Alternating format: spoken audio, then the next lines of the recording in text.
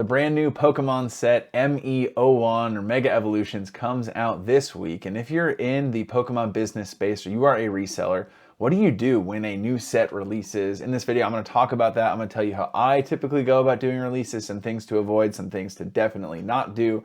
Hopefully, this helps you out. But my name is TJ. I run a Pokemon card business. I buy and sell tons of Pokemon cards. I've done, I don't know, $350,000 in sales since I've started this, maybe 18 months ago, something like that. And I don't say those numbers to like flex and be like, oh, look at me, I'm awesome at this. But I've sold thousands and thousands of cards and moved a bunch of cardboard and gone through several release cycles. And so I've screwed up. I've made some mistakes. And in this video, I want to help you out. That's what my channel is helping you guys learn from things that I've done well and then a ton of things that I've done poorly. Giving away this booster bundle on the channel right now. Go back to the video with Burnout on the thumbnail. Leave a like and comment on that video. Make sure you're subscribed to the channel. And yeah, good luck winning this Destin Rivals booster bundle, which is Destin Rivals going crazy, doing nuts things. It's wacky. Every time I look at it, it's like, why are people paying that? Anyways, so the new set comes out, and whenever this happens, whether it's Mega Evolutions or, you know, it was like this a little bit with Black Bolt, White Flare, but and then Destin Rivals for sure. But it kind of like how crazy things are really depends on demand for the certain set. And there's a lot of things that go into like what makes a set very desirable and what makes a set maybe a little less desirable. Right now, it seems like everything that just has the word Pokemon on it is very hot. Everyone wants it, but some sets more than others, right? Like I don't think it's a stretch to say that Black Bolt and White Flare had a little bit more product around than Destin Rivals did per se. Just for an example.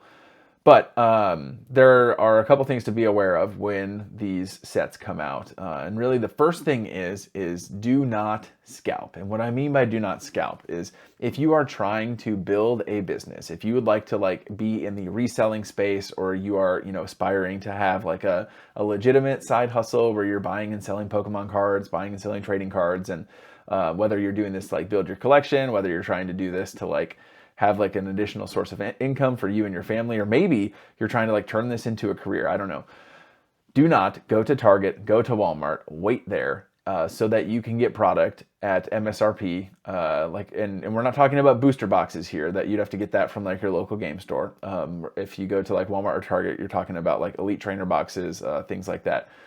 Wait there for hours and hours, wait in line, and, you know, buy a bunch of product, bring it home, list it and sell it to make maybe like, I don't know, 10, 15, 20, maybe 20 bucks a box, 30 bucks a box, something like that. Now I get why that might be enticing because you're going to make money, right? Making money is cool. Like that's, I mean, obviously I'm in the business space. I enjoy making money. There's nothing wrong with that. But, you're going to do a couple things when you do that are damaging for your business. First thing is it's going to take you a lot of time. You've got to drive to the store. You've got to wait around there. You're maybe driving to like multiple other stores. And the people who are successful in this space, time is a very, very valuable resource. And so if you are, I'm all for being scrappy. I really am. But you would do much better being scrappy with bulk, buying and selling bulk, and make just as much money and have it be more reliable and less like sleazy than you would going to like, you know, clear shelves at like a Walmart or Target. So that's one thing. The second thing is if you would like to have a decent reputation in the community that you are a part of, you can't be one of those dudes that's going and clearing shelves. For instance, like I do a lot of business, mostly buying in like the local Facebook groups, right? Where that's where I acquire a lot of my inventory, where when people rip open a bunch of cards, they've got all these cards laying around, they want to keep some of them, they want to sell a bunch of them. They're going to sell to me, hopefully, and I'm able to buy them. Now, if I'm known in the community as one of those people that's going and like getting in fist fights at my local Target or whatever, and like clearing shelves and like, get out of my way, you know, 6-year-old, these are for me, like go somewhere else. If that's me, nobody's going to want to sell to me. And I would say, you know, rightfully so. Why would anybody want to do business with someone like that? So don't do that. It's going to be damaging for your business. It's going to, you know, you're maybe going to make a little bit of money. That's not how you build a successful business long-term. So when it comes to releases, I get it. There's hype everywhere. Now, hey, if you're a collector and you want to make sure that you have the ability to like rip open some packs at MSRP and go wait around at Target for a little bit, sure. Like, hey, that's awesome. Go knock yourself out. But if you're like, hey, I'm going to get rich by going and doing this, let me just go ahead and give you like a little wisdom, okay? As someone who's made, you know, a decent amount of money selling cards. You're not. That's not how anybody builds wealth. Nobody who's like an actual scalper going from place to place is building like actual wealth or building any kind of like repeatable, scalable, respectable business by going and doing that. So don't do that. The other thing to be aware of with releases is just be mindful of how valuable your time is, right? If you are, thinking about going and waiting in line somewhere to grab something for part of the business, to me, like if I were coaching you, what I would say is like, I do think there's a more valuable resource of your time, depending on like how expensive things are and how long you're going to have to wait for said things, right? Like if your goal is like, hey, I'm going to sleep out the night before release at my local game shop to get a booster box of Mega Evolutions because I think I'm going to be able to buy it for 164 and retail is going to be, or I'm going to be able to turn around and sell it on TCG Player for like 280, maybe 280, maybe 270. And then you talk about fees and shipping, you're taking another like 15% out of that, probably closer to like 18% with shipping. Like that just, again, your time is valuable. That's not how you're going to build a business doing that. So just be mindful of that. Again, if you're someone where I think this is really cool, I honestly wish I had time or I wish I had an avenue to do this where like I just go and every set I buy a booster box of the set at MSRP and I had like a display of all the booster boxes somewhere. And you want to do that? Like that sounds sick, but that's more in like the collecting space than it is the business space. Just like bottom line, when you are acquiring product or when you are a business looking for product, like getting stuff from other stores is not like very scalable. And I don't think that's going to like do a ton to set you ahead. Now, what about singles? What happens is when sets come out, everyone who is rippers, right? People who like to rip open products, they're going to be opening Mega Evolutions. They're going to be opening the new set all weekend and really into the next week. People are going to get their hands on it and they're going to rip open the cards like, oh, there's the Mega Guardi. Oh, I got the Mega Venusaur. Oh, there's the Lucario. Wow, that's the gold one. Like, and people are going to be really hyped. And they're going to keep the cards that they really like. They're going to send some in for grading. I think, have a good chance of getting 10s. And then everything else they're going to look to sell and they're going to look to offload.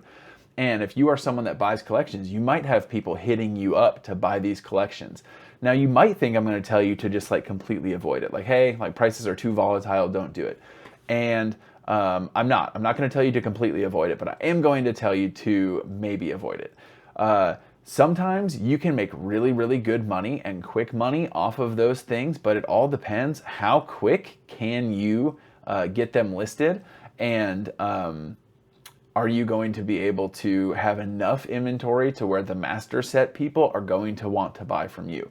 Because there's a lot of opportunity that can be had if you're able to buy people's collections close to release of the new set that comes out, because everyone's going to want the reverse holo. Like there are a bunch of people who master set. Let me back up. If you don't know what master setting is, these are people that at every release, they're trying to get one copy of every card from the entire set.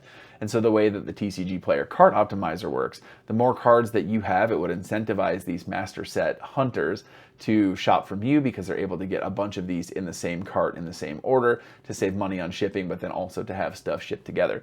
So if you've got like a bunch of illustration rares, a bunch of reverse holos, a bunch, like there will be someone like the day you list it, maybe the day after you list it, especially if you list it at market, even as prices are going down a little bit. And sometimes you can even go above market because you've got so many of these cards depending on the size of the collection you pick up. Where people will scoop it up and you're going to be able to like turn that inventory over really quick. Now the caveat here, the thing to be mindful of, where I'm like, hey, please be careful, okay? Don't misunderstand this. This part's important. You have to list it quickly, sell it quickly. Because if you hold on to it for a while, the prices on singles after the set comes out just go, doo, they crash. You might have like a rare one where it's like, oh, like it starts going down and then like it spikes, like that happens. But for the most part, singles come out and they just start crashing. So be careful, and you can take that risk. You can. I've definitely done that. In fact, if someone reaches out this weekend, I probably would do that. But I would list it like absolutely immediately. List it right away. Get it listed. Blast your social media platforms. Let people know that you have cards from the new set so that you can hopefully get rid of them before they crash. But even so, like, so let's say you buy it. Let's say you buy a lot of exclusively the new set and you spend 70% on it and you paid $1,000. The likelihood that it's going to dip 30%, like, I mean, it could happen, but I would say in worst case scenario, you're probably breaking even, and rare it's pretty rare for you to like lose a significant amount of money. So yeah. But that's what I got. So happy Mega Evolutions release. If you guys get your hands on some, I hope you pull some cool cards. The set looks awesome. I don't know that I'm gonna get a chance to rip any open, but we'll see. Yeah, so hopefully this helps you, especially you guys who are building a business or trying to be in the reseller space, navigate the craziness that is the launch of the new set. But with that said, I believe that Jesus loves you. I think that he's got an incredible plan for your life. I will catch you guys in the next video. Peace. Well, it's tracking you right now. You should walk over there and see if it still tracks you. Wow, it's really tracking you, bud. Try and outspeed it. Oh, really? Yeah. Nice try. Alright, you're supposed to be in bed. Good night. I love you. New videos like eating. I'll put this at the end of one of my videos. It's still tracking you.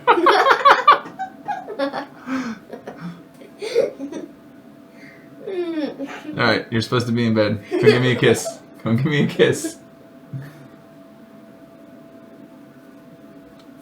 I love you. Good night. Why is it still checking?